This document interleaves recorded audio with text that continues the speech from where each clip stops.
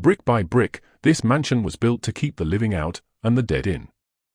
Within its walls, secrets breathe and shadows speak.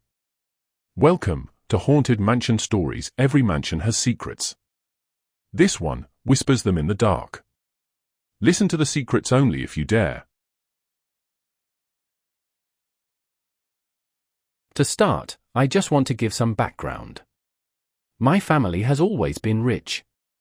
When I was younger, my mother used to say my father owned a large share of the oil business near Devil's Hollow, a patch of cursed land just off the interstate where nothing grew. It was the kind of place kids whispered about at night, trees bent in unnatural angles, birds never nested there, and every so often, someone passing through would vanish without a trace. We never questioned why Dad would invest in something tied to that place. We just accepted it, because, well, we were rich. I have 2 older siblings and 1 younger. When we finished high school, our parents allowed us to leave our town to study. But once we turned 24, the rule was always the same: move back home. My sister and brother tried to run from it, but no matter how far they went, they ended up back. Broken down cars, sudden illnesses, mysterious accidents, it was as if something dragged them home. It started with my sister's wedding. She married Tom, a quiet man who never asked too many questions. On their first anniversary, Mom and Dad told them about the family tradition. My sister never talked about what happened that night. Tom didn't either. They went into the attic, and when they came back down, they weren't the same.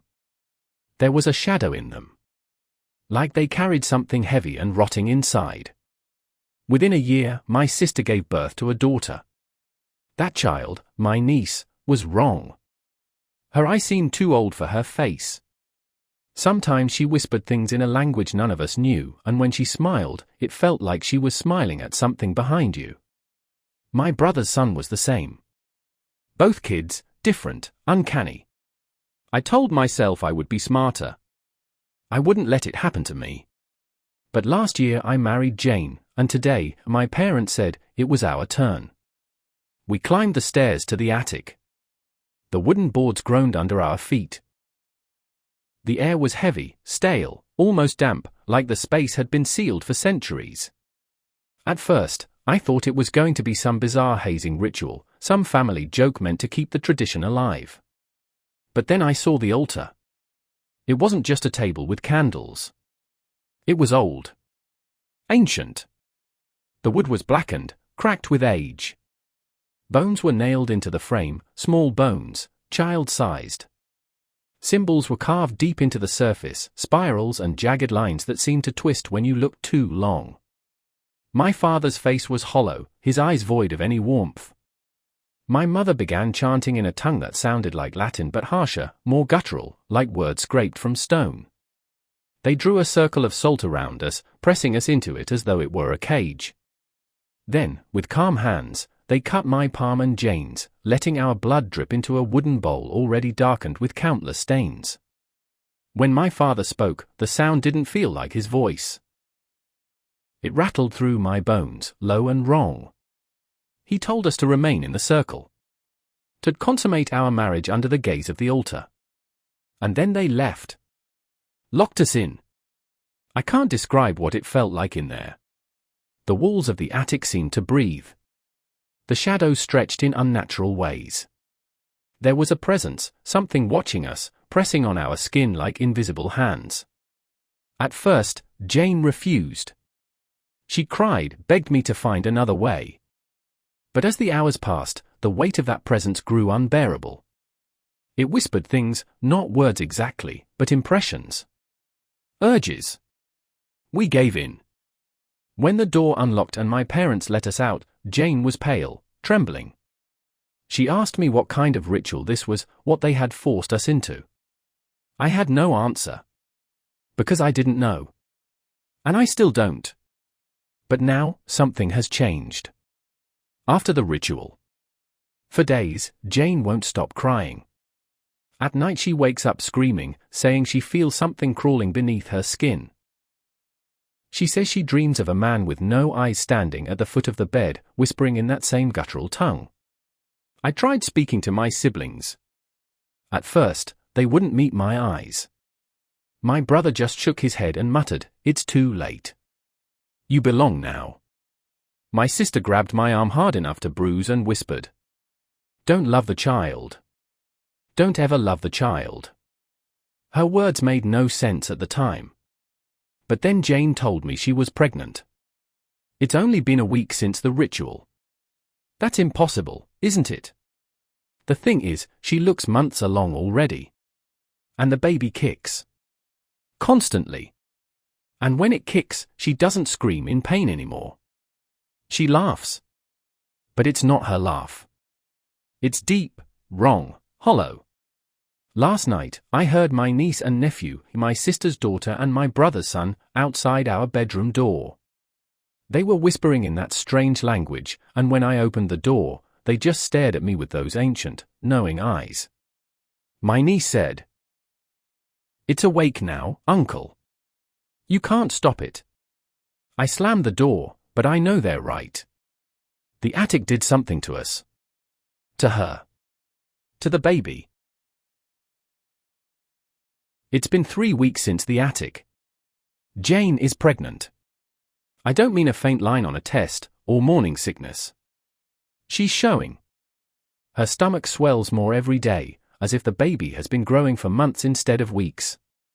She doesn't want to see a doctor.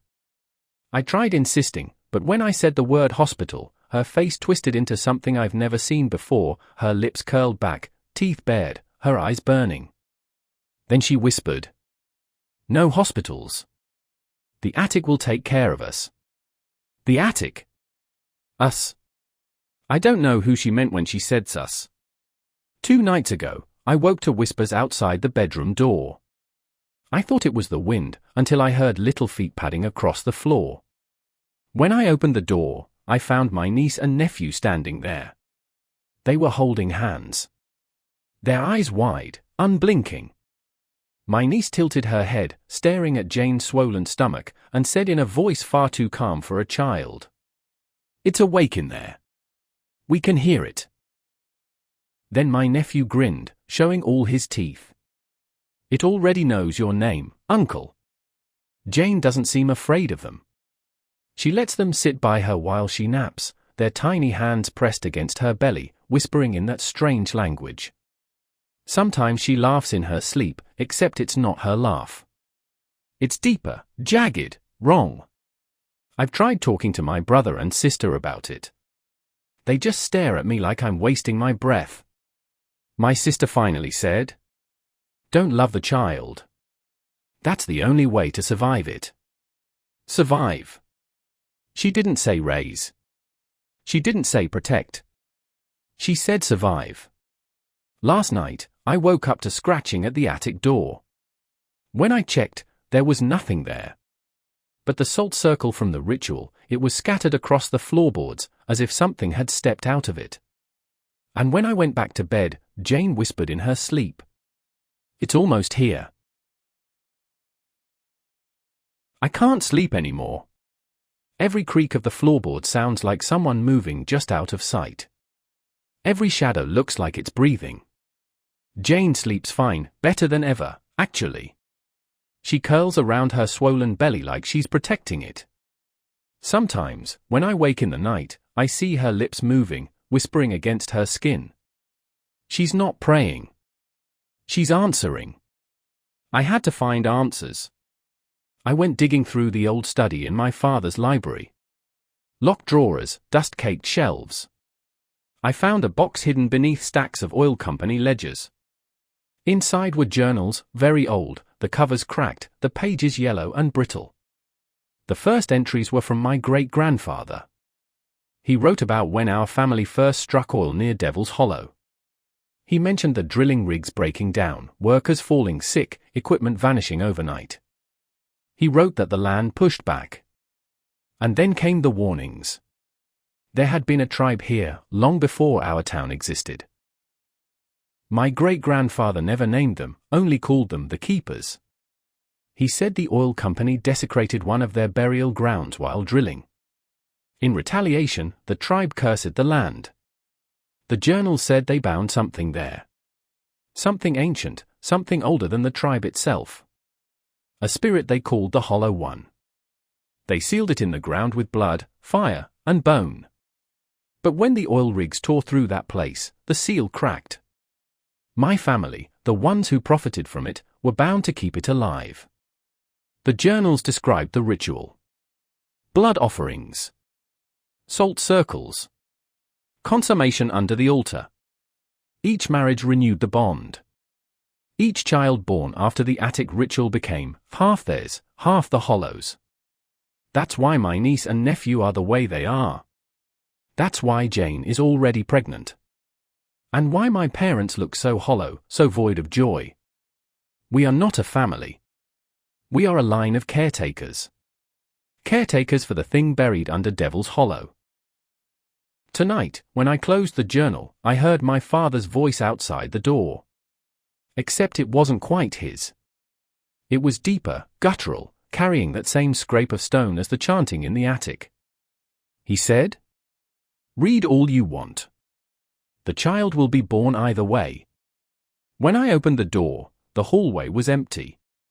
But the smell of oil lingered in the air. Jane is no longer the woman I married. She looks like her, she speaks with her voice, most of the time.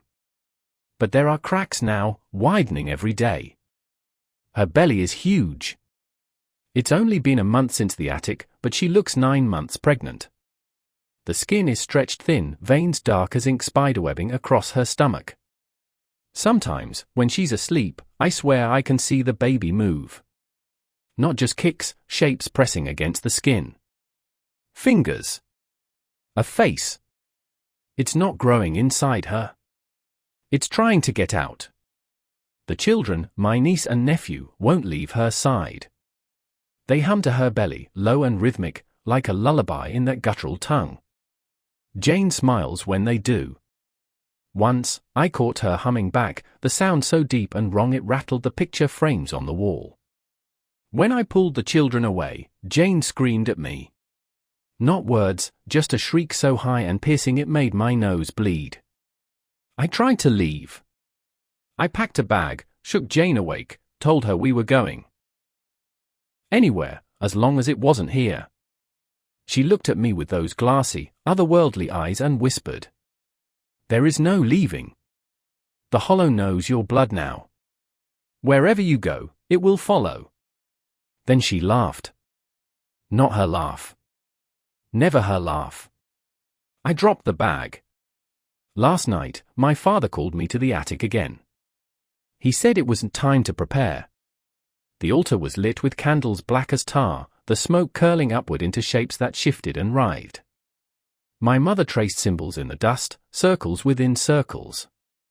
When I asked what we were preparing for, my father smiled, his teeth too sharp in the flickering light. The birth. The vessel must be welcomed. You should be honored, son. Few men ever live to see their line chosen. I asked him what that meant. What my child would be. His face hardened, his voice dropping into that hollow growl. It will not be your child. It never was. Jane screams at night now. Not in pain, more like joy.